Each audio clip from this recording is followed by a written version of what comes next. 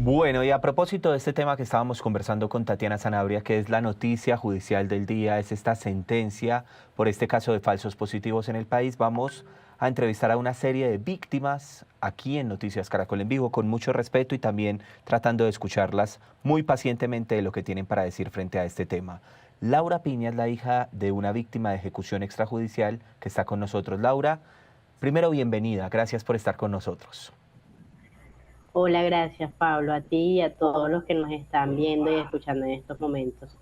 Laura, esta tiene que ser una pregunta de rigor y obligatoria para darle contexto a la gente antes de ir con los detalles. Muy rápidamente, con mucho respeto, precisamente cuál es el contexto de lo que pasó con su papá. Bueno, mi papá era un joven, yo tenía aproximadamente 13, 14 años cuando el ejército me arrebató a mi papá. Mi papá se va en búsqueda de generar más dinero. Mi papá era un taxista y pintor automotriz de la ciudad de Barranquilla, a quien con promesas de dinero lo reclutan y se lo llevan y posteriormente lo asesinan y lo presentan como integrante eh, de la guerrilla. En ese sentido, pues empieza toda una serie de búsqueda por parte de mis tías, mi mamá, las personas que estaban adultas, pero de ese tema no se hablaba en mi casa. Por protección, por miedo tal vez, entonces logramos encontrar a mi papá 8 meses después. Eh, a mi papá lo asesinaron en una vereda que se llama Casacará y a partir de que empieza todo el acuerdo de paz, yo empiezo a asumir el caso de mi papá y a trasegar todo este caminar que da como resultado la sentencia que fue proferida por la sesión el día de hoy. Usted me dice que él fue asesinado en una vereda llamada Casacara. ¿Dónde queda esa vereda? Codas y Cesar. César, muy Sí, lejos del lugar donde se había desaparecido, ¿verdad? sí, sí. Y De con hecho, lo mi papá es parte del segundo patrón macrocriminal del que hablaba ahorita el abogado que me antecedió. Y con lo típico de estos casos, es decir, haciéndolo pasar como guerrillero, poniéndole un uniforme, todo lo que ya hemos conocido muy tristemente en medio de estos hechos, ¿verdad? Así es, tal como lo Perfecto. acabas de relatar. Entonces vamos con la segunda parte de la entrevista. ¿Cuál ¿Ok? es su opinión hoy de esta sentencia? 8 años de sentencia restaurativa. ¿Qué tiene usted para decir como víctima de esto que hoy ha logrado la JEP? Bueno, primero que hay que Correcto. leerla muy detenidamente, con lupa.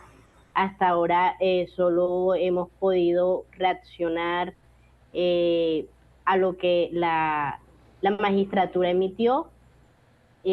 Obviamente hay la preocupación, como bien lo dijo el abogado que me antecesó, de cómo se van a implementar estos proyectos.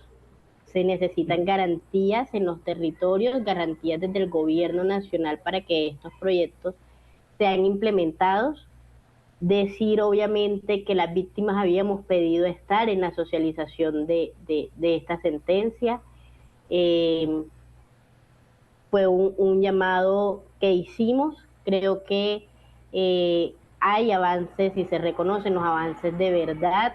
Eh, esta sentencia tiene un componente reparador o restaurador que es muy difícil de medir, pero pues digamos, hay que acompañarla, hay que hacer todo un trabajo desde la sociedad civil, desde la comunidad internacional, desde el gobierno, para que estos trabajos y obras con contenido reparador lleguen a buen término. Eh, y por supuesto acompañarla. Hay que leerla y creo que después de que la tengamos, la leamos, podríamos emitir unos juicios, digamos, más directos. Pero a primera instancia eh, era de esperarse esta sentencia, es producto de mucho diálogo, de diálogo con las víctimas, con los comparecientes, y creo que se deben seguir generando o gestando estos encuentros reparadores entre comparecientes y víctimas si así lo quieren las víctimas y si así lo quieren las víctimas, para seguir aportando a verdad, porque aún hace falta verdad más individual que colectiva. Entonces, eso. Sí. Laura, usted me acaba de decir en esta primera respuesta o segunda respuesta que habían pedido estar. ¿Ustedes pudieron estar? No, solo pudimos ver la rueda de prensa Exacto. vía virtual. Es decir, que Habíamos ahí pedido les estar quedó fallando eso. personalmente. Sí. Listo. Laura, usted me da la impresión con su respuesta de que hace parte de esas víctimas que consideran que muy a pesar de que son 8 años de justicia restaurativa y son sanciones de pronto de trabajos que deben hacer los militares, también está de acuerdo con que hay un esfuerzo por esa búsqueda de la verdad, número uno, y dos, que finalmente alguien les está respondiendo, por lo menos hay un grupo de personas que reconocieron lo ocurrido y que están tratando de buscar esa verdad. ¿Es así o no? Sí, evidentemente hay celeridad en el proceso. Yo reconozco las limitaciones que la jurisdicción tiene, pero sí hay celeridad en la búsqueda de verdad y en, por lo menos a nivel macro, poder dar respuesta.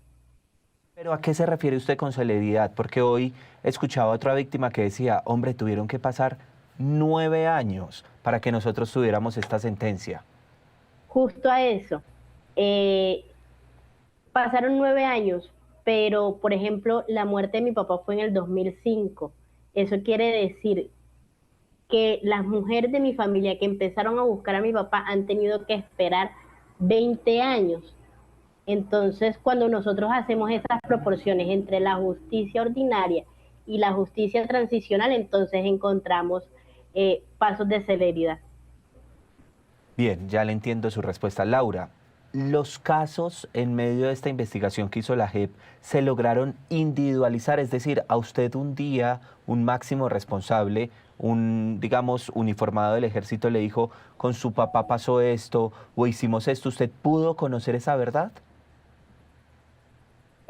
A grandes rasgos. Como Parcialmente. te digo, todavía hay demandas de verdad individual, pero es que esto fue un fenómeno tan grande, tan criminal, tan macabro, que ya uno termina diciendo y entendiendo estas lógicas eh, de manera colectiva y el dolor también se vuelve colectivo y la empatía y la familiaridad con las otras víctimas también termina siendo amplia.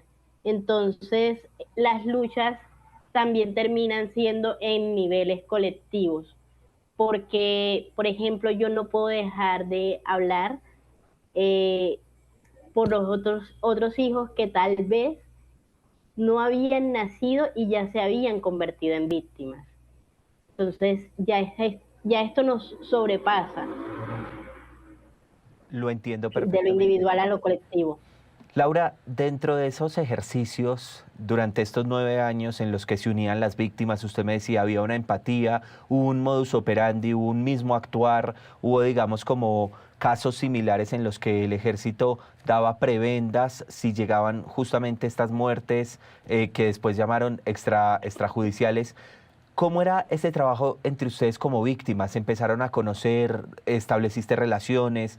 ¿Qué me puedes contar frente a lo que pasó detrás de la sentencia? Porque uno conoce la sentencia por televisión, escucha la rueda de prensa, pero ustedes las víctimas vienen de un trabajo que data de años, ¿no? Sí, bueno, decir que eh, la unión en la lucha de parecidos, asesinados, sino que también fueron perseguidos y torturados. Y son crímenes de los que debemos seguir hablando en Colombia y romper un poco el discurso negacionista en el que nos hemos encontrado. Laura, déjeme hacerle una pregunta final. ¿Usted esta noche puede dormir tranquila después de lo que ha pasado hoy en el país con esta sentencia? Uy, no sé si dormir tranquila, porque de hecho todavía no sé si pueda conciliar el sueño. Creo que tengo que empezar a procesar todavía todo esto que ha pasado y mirar cómo podemos articularnos también desde la sociedad civil para respaldar estos trabajos y obras con contenido reparador y que nos permita llegar a buen término. Así que creo que todavía me queda un poquito más de trabajo antes de ir a dormir. Le entiendo perfectamente su respuesta y eso me da pie para decir que usted conoce esta sentencia, pero considera que falta mucho trabajo en medio de toda esta situación de los falsos positivos. Bueno, Gracias por estos minutos. a ustedes, que estén muy bien. Muy bien, a esta hora se conecta María Doris Tejada, ella es la mamá de una víctima de un falso positivo. Primero, María Doris, gracias por acompañarnos. Buenas tardes a Caracol y a ustedes que nos invitan para no saber nada. No se ha sabido nada. Incluso esa llamada quedó ahí pendiente, eh, pero yo de todas maneras empiezo a buscarlo. Es la llamada, lo orienta a uno que algo pasó. Pero el sueño, un sueño que tuve con él el El, 16 de enero del 2008. ¿Un Eso me sueño? alerta muchísimo, a mí, un sueño. ¿Qué fue en Yo ese lo sueño? veo, ese sueño yo lo veo a él tirado en el Caña, norte de Santander, lo que estaba pasando en el 2020. Sigo dándome cuenta de que pues eh, los cuerpos hay que sacarlos de allí porque Sí. son muchos, no sé cuántos, María Doris, pero entonces... pero llega Ujú. un momento, después de esa larga búsqueda, esos 16 años que me imagino fueron angustiosos, en que a usted logra saber que su hijo, logra recuperar el cuerpo de su hijo En el 2024 en el se 2024. logra Cristiana, Dale Cristiana Sepultura, 17 y 18 de, de junio del 2024. Se identifican 8 cuerpos de los 67 cuerpos que se sacaron de allí, de esa fosa del Copey Cesar. Sí. Y Doña pues María Doris, y hoy nos convoca una porque, satisfacción, claro, pero un además honor. porque, y perdóneme que la interrumpa, sino que tenemos aquí un tema de tiempo, pero hoy nos convoca el saber que hay una condena, una sentencia a 8 años de justicia restaurativa. ¿Qué piensa usted de esta sentencia, doña María Doris? Sí, ya más o menos sabíamos que eso iba a pasar con la Justicia Especial para la Paz, que no hay, pues allí no hay castigos, allí no hay cárcel, allí eso ya lo sabíamos de antemano y que no vamos a saber toda la verdad también. Es muy triste que aquí en Colombia para se puede decir tranquilamente, para los delincuentes, para los asesinos, no hay justicia.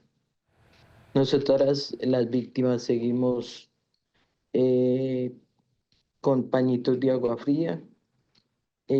Tenemos que transformar nuestra vida, nuestra historia, nuestra convivencia y fuera de eso, pues acercarnos que a aceptar que la paz, si no hay verdad, no hay justicia, pues no va a haber paz, realmente no va a haber paz, porque uno te carga con mucho dolor, mucha tristeza de ver que estas personas,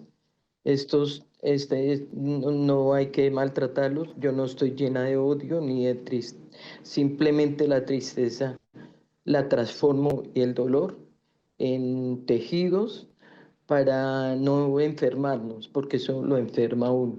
Pero realmente es convivir, somos seres humanos que tenemos que aprender a tratarnos diferente, a respetarnos, y somos las madres las que estamos dando esa batalla porque somos las que más sufrimos con un hijo que fue desaparecido, quién sabe si torturado cruelmente, y luego lo asesinan y lo meten en una fosa común y uno a buscar sus cuerpos, No, porque si uno no los busca, nadie los va a buscar.